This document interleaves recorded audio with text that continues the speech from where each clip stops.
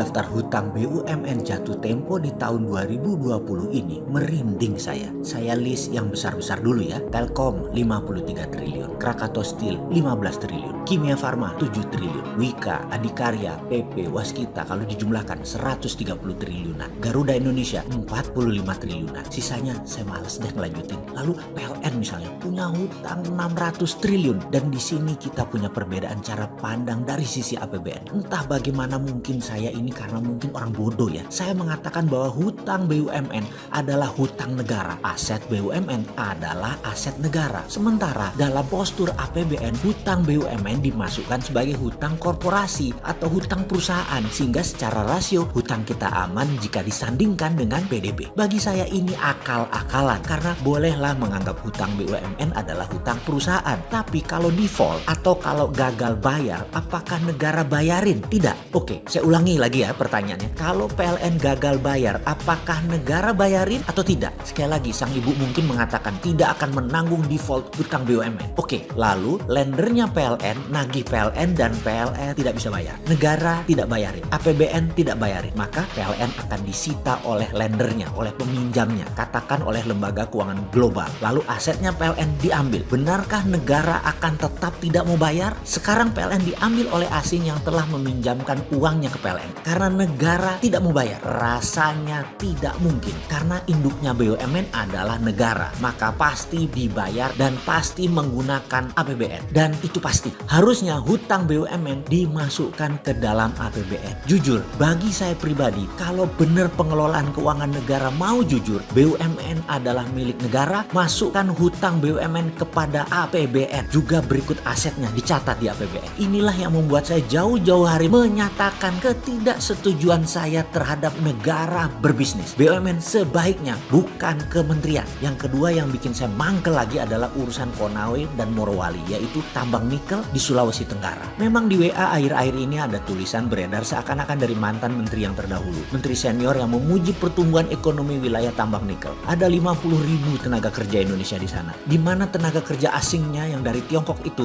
hanya bekerja sektor konstruksi. Setelah selesai konstruksi mereka pulang. Investasi tumbuh dan pendapatan daerah menjadi tumbuh luar biasa. Begitulah dia menulis. Tadinya saya mau diam aja, tapi kok sepertinya jadi kayak bener tindakan itu. Ya terpaksa kita buka-bukaan lagi. Pertama saya minta izin dulu ya. Urusan tambang jangan ragukan pengetahuan saya walaupun hanya sedikit. Namun dua perusahaan tambang saya yaitu CaOH 2 kali atau kalsium hydroxide dengan kapasitas 100 ton per hari adalah sebuah pengalaman panjang sejak tahun 1996. Kemudian pabrik litium kecil, belum skala komersial, namun cukup buat memahami apa itu dunia pertambangan, smelter, hingga proses pemurnian sampai finish produk. Pertanyaan pertama, apakah smelter nikel Konawe itu sampai pada tingkat finish produk atau hanya merupakan aktivitas untuk pembersihan impurity saja? Maksudnya bagaimana? Menurut saya smelter modelnya di NPI atau nickel pig iron itu akal-akalan Tiongkok. Itu mesin banci, bener mesin banci, hanya membuang silikat dan unsur-unsur pengotor lainnya yang tidak memiliki nilai ekonomis. Namun nikel, fero, lithium, kobalt dan mineral rare earth lainnya dalam fraksi yang sangat kecil tetap tidak terbuang. Ini terangkut, jadi masih terkandung di dalam logam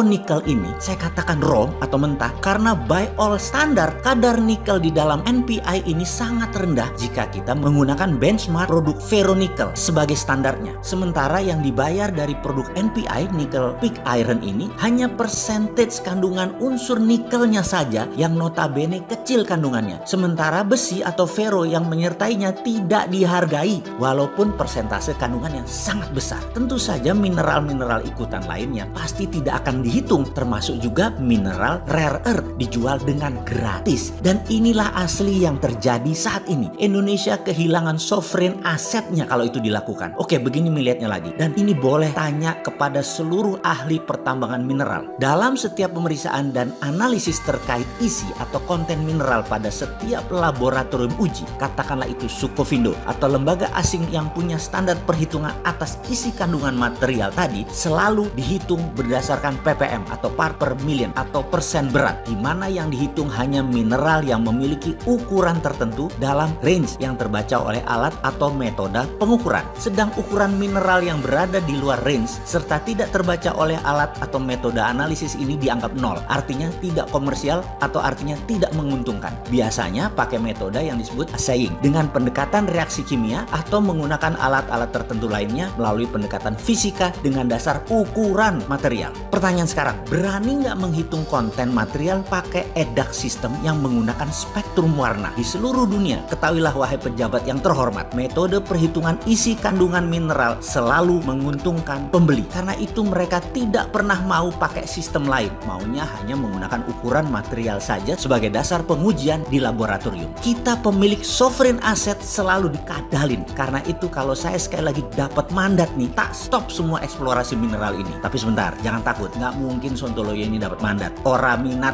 belas, ambil tuh jabatan. Nggak pantas orang kayak saya ini. Jadi dalam hal ini, jangan bandingkan dengan 50.000 tenaga kerja Indonesia yang bekerja di sana. Lalu ada investasi 20 triliun sebagai sebuah kebanggaan. Pak, yang namanya investor duit 20 triliun itu ya harus balik. Kalau perlu beli pejabat, kalau perlu pejabatnya diajak masuk bisnis. Namun sebuah kepastian lain adalah aset kita, mineral kita, sovereign aset kita hilang karena silau dengan uang cepat itu pejabat. Kalau dari pendekatan income statement sekarang, kehadiran investasi asing merupakan subjek pajak dan royalti terkesan sangat menjanjikan. Namun coba lihat dari kacamata lain. Untuk setiap material seperti biji nikel laterite ini, jangan hanya dilihat dari komoditi dagang atau trade commodities. Coba lihat dari kacamata mineral strategis. Mineral strategis pendekatannya bukan komoditi dagang yang dicatat sebagai revenue dalam income statement negara, tapi dicatat sebagai sovereign asset yang ada di balance sheet negara. Kalau dicatat sebagai sovereign asset, manfaat nikel di Morowali dan Konawe bukan untuk 50.000 orang, tetapi buat 5 juta manusia Indonesia.